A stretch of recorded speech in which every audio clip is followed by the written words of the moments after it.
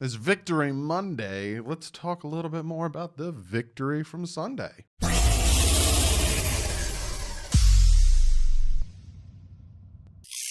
What is up, Finn fans? Yes, we're doing a deeper dive into that very, very awesome win against those LA Chargers.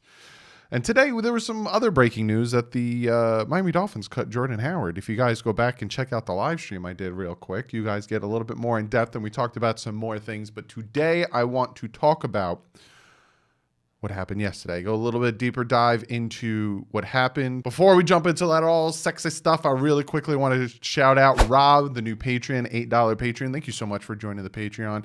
You become a mod. Next time I'm live, let me know, and I will add you as a moderator. But thank you for joining the Patreon. If you want to join it, it is linked below. A lot of you guys ask me, what the heck is a Patreon, Doug? Well, essentially, there's different tiers to the Patreon. There's $4, there's $8, and there's a $20.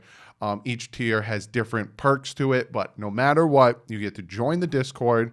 I got this nice, cool Discord with a bunch of the Patreons on there talking about football stuff, and I jump on there every other Friday, do a voice chat, hang out with you guys, and also you get special videos that you wouldn't get here. Like I did an office tour, you get that over on the Patreon when you join.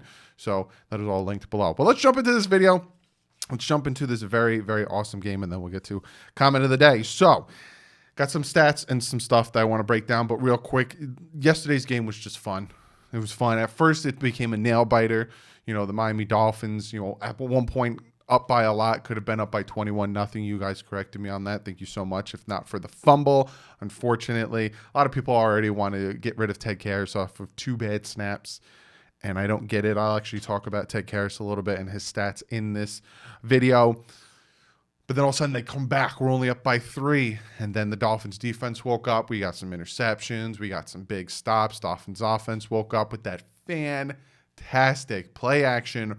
You're rolling Tua to his left. And that's another thing, and I'll talk about this too a little bit. Chan Gailey. A lot of people want to poo-poo on Chan Gailey, saying, oh, I don't like his offense. I don't like his play calling, this and that. The Dolphins' offense is one of the top-ranked scoring offenses. And he was so smart on that drive to get that touchdown to put us up by, I think it was 12, and then we tried to go for the 2, couldn't get it. To roll Tua out to his left in the red zone, right? Everybody is going to be looking at that. Hey, Tua's a lefty. They're going to consistently roll him out to the left. You saw that awesome pass that he did to Gesicki on his first game. They're going to keep rolling him out to his left, so the defense is going to look for that. We're going to roll to our right, because obviously opposite sides. We're going to roll to our right. We're going to take away the right side of us, his left side of the field. Chan Gailey's like, I see that coming. So you know what we're going to do? It's 3rd and goal here. We're going to roll Tua out to his left, but then we're going to have Durham Smythe pull off his block to the right. He's going to throw across his body wide open to Durham Smythe for the touchdown to put the Dolphins up by 12 points. It was just a very, very smart play by Chan Gailey and a very effective throw and, bite by Tua to just have to run to his left, pull the whole defense over there. Durham Smythe engages his block, releases, wide open, drop the ball off to him. Very smart. And this team, the way it's playing, I just love how smart and diligent they are. It's very, very awesome. But let's talk about some of the stats that I got for you guys, right? Only 2 players, there was 2 active players yesterday, 2 that didn't play, which means all of the active players played at some point, which shows that the Dolphins only bring in guys and you're going to play. That's a lot of reasons why free agents and drafts and undrafted free agents and all these people want to come to Miami. You're going to get a chance to play. Those 2 players that didn't play was Callaway and Fitz. Fitz didn't play, obviously, because Tua was playing, and Callaway didn't play. The only reason he was active was because he was an emergency wide receiver in case we needed to. Everyone played but those 2 guys, right? Brandon Jones, that rookie safety that we took in the 3rd round, if my brain wants to be correct, among all rookie defensive backs. You're talking about the number 1 back that went to the Detroit Lions. You're talking about Wingfield. You're talking about, of all the defensive backs, rookie defensive backs, Brandon Jones has the most snaps. And he's all over the field, Brandon Jones. I really like the way Brandon Jones is playing. I think he is going to turn out to be a really good safety for us. Very happy with that. We have 91 points on 161 snaps in 3 games. 91 points. Screw the snaps. 91 points in 3 games. And people really want to talk about how Chan Gailey is outdated and Chan Gailey sucks. I don't see it, guys. Zach Seiler. My man, Zach Seiler, we picked him up off the practice squad last year. We were doing auditions for practice squad players last year. Found some diamonds in the rough. Eric Rowe moving him to safety. Diamond in the rough, now one of the top tight end shutting down safeties in the NFL.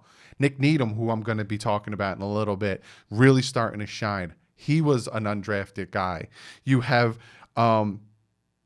Zach Seiler, we pick up off the practice squad from the Baltimore Ravens. Now he might be getting more snaps than Wilkins when he comes back, playing really, really well.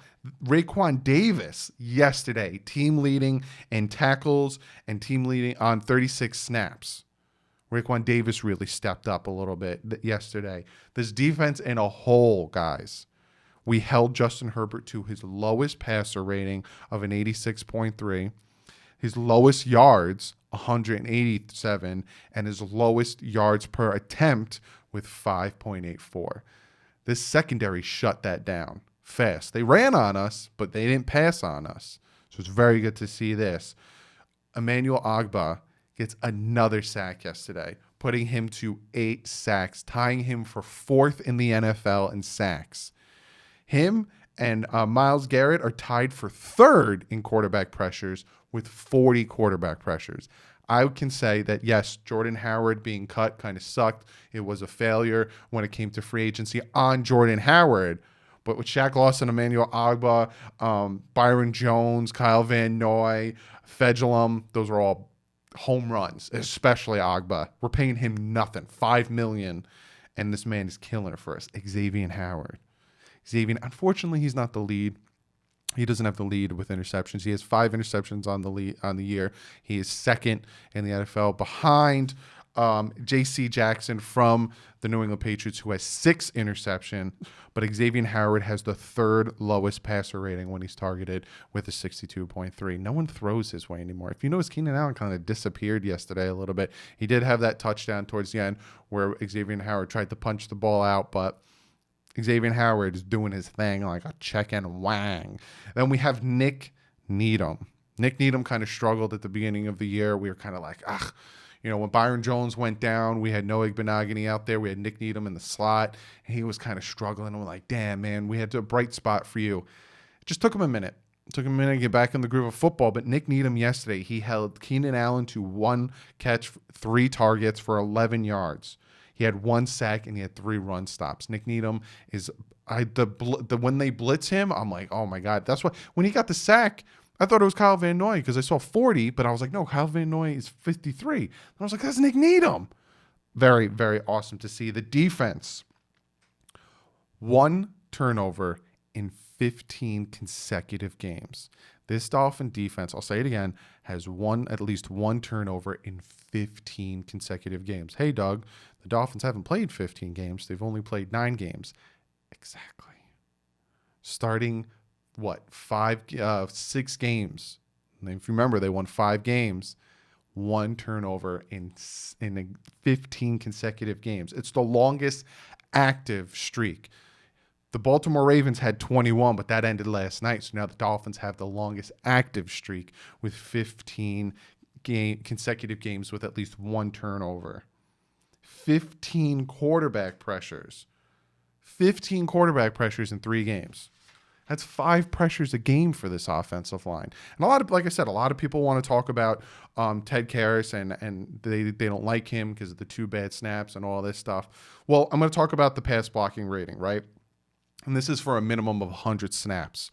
When it comes to the guards, Solomon Kinley has a 98.1 pass block rating. Eric Flowers has a 98.2. Only 16 guards in the NFL are higher than those guys. And talking about Ted Karras, he has a 99 even, tied for 7th in the NFL when it comes to centers. So I'm telling you, this offensive line does really well when it comes to pass blocking. It just struggles when it comes to run blocking. I don't think it's the running backs because we've seen Savon Ahmed get his shot and bust it open. Same thing with Patrick Laird getting that third down. You give them a lane, they're going to take it, and they're going to go for big. It's just you got to give them that lane. You got to hold your blocks for a little bit longer. But this team now, like I said, we got Denver, we got the Jets, and we have the Bengals. It's 3 games. They're very winnable games. Not saying that it's guaranteed win because nothing in the NFL is a guaranteed win. Look at the Patriots beating the Ravens. Yes, it's still the Patriots, but you would have thought 100% of you guys thought that the Ravens would have beat them. Look at that game. There's a ton of games that were surprising, absolutely surprising that some of these teams were still in it. Look last week that the Cowboys almost beat the Steelers. This week, the Jaguars almost beat the Packers. But looking at these 3 games, very, very winnable for the Dolphins. They could very easily be 9-3 going to Kansas City. Or Kansas City. I think Kansas City's coming to Miami. So I'm very excited for this team. I'm very excited for the direction of this team. They're playing smart. And Brian Flores has them, and now I'm taking the same motto. Even though I just talked about the next 3 games, you take it 1 game at a time. So right now I'm relishing in the awesome victory of the Chargers on Sunday. Tomorrow or Wednesday, I will be on to the Denver Broncos. I'm gonna have a special guest. I'm gonna try to have a special guest for the Broncos preview video, but it's gonna be awesome. Be sure to comment below. Let me know what you guys think of all the stats that I gave you guys, of what the offensive line, the defense, what do you think of this team, the direction that this team is going, how well they're playing. Be sure to comment below, and I'm gonna get one of your guys' comments of the day. This comment comes from Daniel, and Daniel says, who do you think gets the start job when Gaskins gets back? Well, I said Gaskins. He wrote Gaskin. He was right. I was wrong. But he's asking who, and that's a very good question. And I heard a lot of beat writers say this, and it's all about who performs in practice during the week. So say Gaskin comes back, Breida gets healthy, so it's between Gaskin, Breida, Ahmed, Patrick Laird. Chandler Cox hasn't really been doing much. He was a healthy scratch. And then you have Washington, DeAndre Washington. Who's going to get the nod between those guys? It's whoever has the good day of practice. Could it be Gaskin? Maybe, because he seemed to have been that hot hand before he got injured. I'd like to see Breida get a little bit more touches. He does have that potential to bust off a big one. But I think you're going to get a healthy dose of all the backs. But I think it might be Gaskin. Like I said, he was the hot hand, but it depends on the injury, and it depends how he's feeling when he gets back. But I'd like to see a 1-2 punch come against the Denver Broncos of Breida and Ahmed. But thank you so much for the comment. It was a very good comment. I picked this one up off Twitter. Speaking of that, be sure to go follow me on Twitter. Follow me on Twitter and Instagram. When the news broke about Jordan Howard getting cut, I tweeted out, and then I went live for a little bit, which I can do a little bit more, being that, like I said, I'm going in a different direction with my career. So it's going to be very exciting. And I also want to thank you guys really quick for being so supportive. A lot of you guys were asking me what happened with the whole YouTube and my ad revenue and stuff. They said to me, my ad revenue dropped by 97%. So essentially I'll let you guys know I made $100 last month, which is a huge, like I said, 97% drop, a huge drop. And I kind of depend on the revenue to make a living. That's why I do these videos. I consider this my second job. And essentially they said that they noticed some discrepancies with it, and they tried to say like there are some people who use bots or something to watch ads for you, which I wasn't doing. And they said, we're not saying you were doing it, but we noticed it. So they gave the ad revenue money back to the ads. So they took the money that essentially you watched ads on my video. They took the money that you helped me get and gave it back to the ads, because they said some BS like that. So you guys were asking me what's going on. A lot of you guys have been super supportive. A lot of you guys joined the Patreon, have donated to the PayPal. Don't feel like you need to. I'm just letting you know behind the scenes stuff. So don't ever think that I'm doing this to tell you to. Don't. Subscribe, watch the videos, hit the like button. It's the only things I want you to do, because other than that, don't feel like you need to do anything. Calvin friggin' Sunday donating $100 blew my socks off. Don't feel like you need to do any of that. But that's the behind the scenes. A lot of you guys asking what happened with the ad revenue, all that stuff. There you go. But be sure to follow me on Twitter and Instagram. Be sure to check out Fanatics Network. They have the website, fanaticsnetwork.com. They have their YouTube channel. Go over there, check it out. Check out the Bit Boys. Like I said, I got my gaming channel. It's revving back up. Be sure to go over, check it out. If you like what you see, hit the subscribe button. Fan to Fan Network as the other site that I'm associated with. All NFL YouTubers were over there. I represent the Miami Dolphins, so be sure to go over there, check it out. Other than that, I will see you guys on Thursday with the picks video. And if news breaks, I will give you guys another video. I might give you guys another video anyway. But other than that, guys, I'll see you in the next one. Like usual, stay classy. Fins up.